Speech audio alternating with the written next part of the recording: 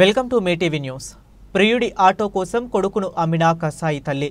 సహజీవనం చేస్తున్న వ్యక్తికి ఆటో కొనిచ్చేందుకు కన్న కొడుకును అమ్మేసిందో తల్లి. ఈ ఘటన కామారెడ్డి జిల్లాలో చోటు చేసుకుంది. సంఘటనకు సంబంధించిన వివరాలపై జిల్లా అధికారి డీసీపీఓ శ్రవంతిని వివరణ కోరగా ఆమె మాట్లాడుతూ, కామారెడ్డికి చెందిన బూస లావణ్యకు నర్సింహులు అనే వ్యక్తితో 5 ఏళ్ల క్రితం వివాహమైంది. వీరికి ఒక బాబు, పాప ఉన్నారు. కొంతకాలం క్రితం నర్సింహులు అనారోగ్యంతో మృతి చెందగా లావణ్య స్థానికంగా ఓ బట్టల దుకాణంలో పనిచేస్తూ పిల్లలను పోషిస్తుంది.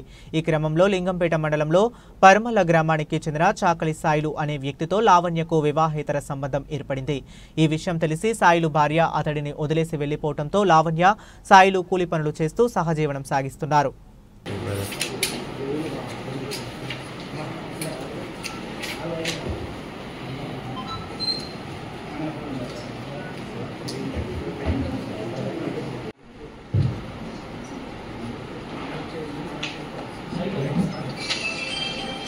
సైలెంట్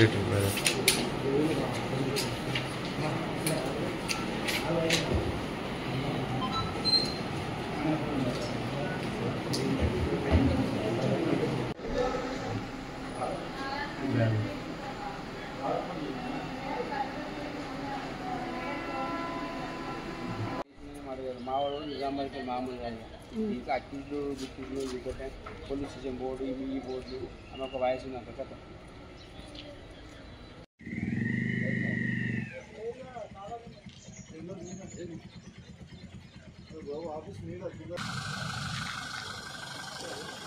జరు మహేష్ జరు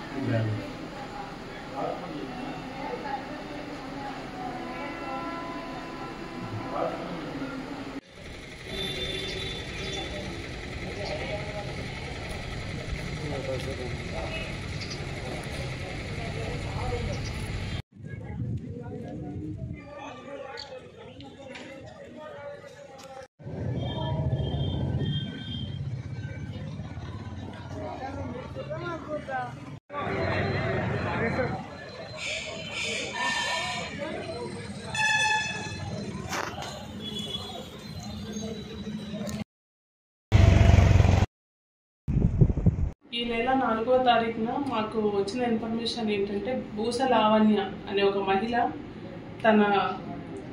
తనకి 2 పిల్లలు ఉన్నారు. ఒక పాప, ఒక బాబు.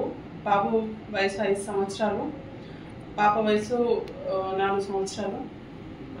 బూస లావణ్య వాళ్ళ భర్త నర్సింహులు అతను చనిపోగానే ఈ అమ్మాయి మళ్ళీ ఇంకొక అబ్బాయిని ఇంకొక అతనితో సంబంధం పెట్టుకొని అతన్ని కూడా పెళ్లి చేసుకున్న తర్వాత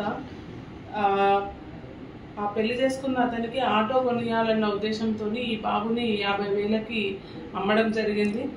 50,000కి అమ్మేసి మళ్ళీ రెండో అతనితో తన సంబంధం కొనసాగుతున్న క్రమంలో అతనికి ముందుగానే ఒక భార్య ఉండడంతో ఆ భార్య వచ్చి గొడవ పెట్టడంతో ఈ అమ్మాయి మళ్ళీ రోడ్డు మీదకి వచ్చేసింది. ఆ తర్వాత ఈ మొదటి భర్త ఎవరైతే ఉన్నారో అతనికి సంబంధించిన ఆస్తి ఇల్లు కోసం వారసుడు కావాలన్న కట్టడం వాళ్ళ అత్తమామలు నిబంధన చెప్పడంతో ఈ అమ్మాయి ఆ బాబుని అమ్మేసిన బాబుని తిరిగి మళ్ళీ వెనక్కి తీసుకొచ్చుకున్న క్రమంలో వాళ్ళు ఇవ్వకపోవడంతో పోలీస్ స్టేషన్ ఆశ్రయించింది. పోలీస్ స్టేషన్ ఆశ్రయించిన తర్వాత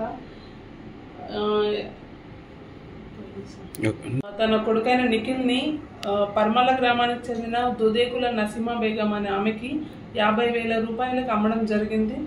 ఆ 50,000 రూపాయలు తీసుకొని ఆ పిల్లవాడిని కూడా తీసుకొని ఈ సాహిదా యూసుఫ్లు ఇద్దరు కూడా కుంచర్ల శేఖర్ మన రాజ్పేట్కి మెదక్ డిస్టిక్ సంబంధించిన అతనికి 1,00,000 రూపాయలకి తిరిగి అమ్మకం చేసుకొని మళ్ళీ ఈ అమ్మాయి పిల్లవాడు కావాలన్న క్రమంలో వాళ్ళు అబ్బాయిని ఇవ్వలేదు.